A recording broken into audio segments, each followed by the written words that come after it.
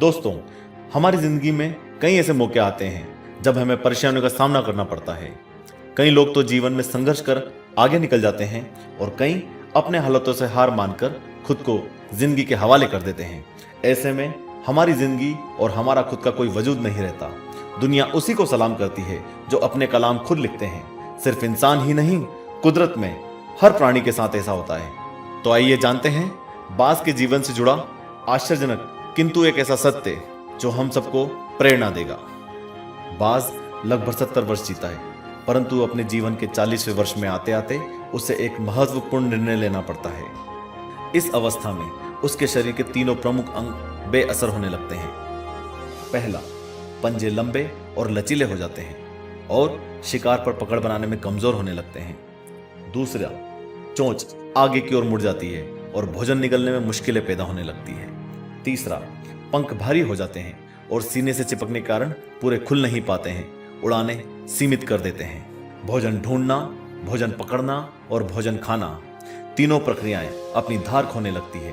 उसके पास 3 ही रास्ते बचते हैं, या तो शरीर छोड़ दे, या अपनी प्रवृत्ति छोड़ गिद्ध की तरह त्यागे हुए भोजन पर निर्भर हो जाए, या फिर स्वयं को फिर से स्थापित करे आकाश के साफ तौर से जाहिर बादशाह के रूप में। जहां पहले 2 रास्ते सरल और तुरंत समाधान देने वाले हैं, वहीं तीसरा अत्यंत पीड़ादायी और लंबा।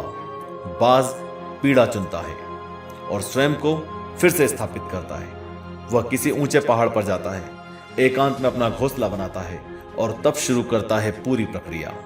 सबसे पहले वह अपनी चोंच चट्टान पर मार मार कर तोड़ देता है। अपनी चोंच तोड़ने से अधिक पीड़ादायक कुछ भी नहीं पक्षीराज के लिए। अब वह इंतजार करता है चोंच के फिर से उगाने की। उसके बाद वह अपने पंजे भी उसी प्रकार तोड़ देता है और इंतजार करता है पंजों के दोबारा उगाने का। नई चोंच और पंजे आने के बाद वह अपने भारी पंखों को एक एक कर नोच कर निकालता है और प्रतीक्षा करता है पंखों की पुनः उगाने का। 150 दिन की पीड़ा और इंतजार, और तब उसे मिलती है वही भव्य और ऊंची उड़ान, पहले जैसी नहीं। इस पुनर्स्थापना के बाद वह 30 साल और जीता है, ऊर्जा, सम्मान और गरिमा के साथ। आपने कई बार यह सुना होगा कि भगवान भी उसी मदद करते हैं जो अपनी मदद करता है। आज आपको इसकी मिसाल मिल गई होगी। जैसे बाज संघर्ष करता है 150 दिन तक और भगवान उसका संघर्ष बेकार नहीं जाने देते, उसको नई जिंदगी देकर। कुदरत हमें सिखाने बैठी है। पंजे पकड़ के प्रतीक है, चोंच सक्रियता की और पंख कल्पना को स्थापित करते हैं।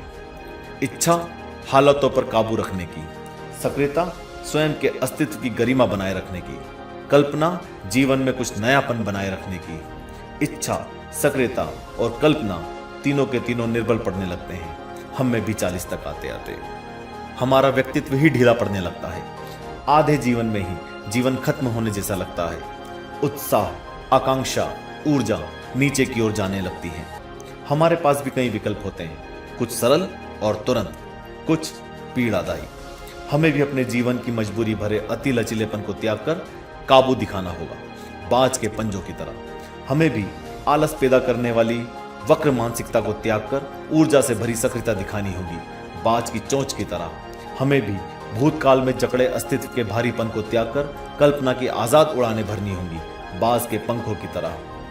150 दिन ना सही तो 1 माह ही बिताया जाए स्वयं को दोबारा स्थापित करने में। जो शरीर और मन से चिपका हुआ है उसे तोड़ने और नोचने में पीड़ा तो होगी ही, बाज तब उड़ाने भरने को तैयार होंगे। इस बार उड़ाने और ऊंची होंगी, अनुभवी होंगी और अनंत की ओर जाएंगी।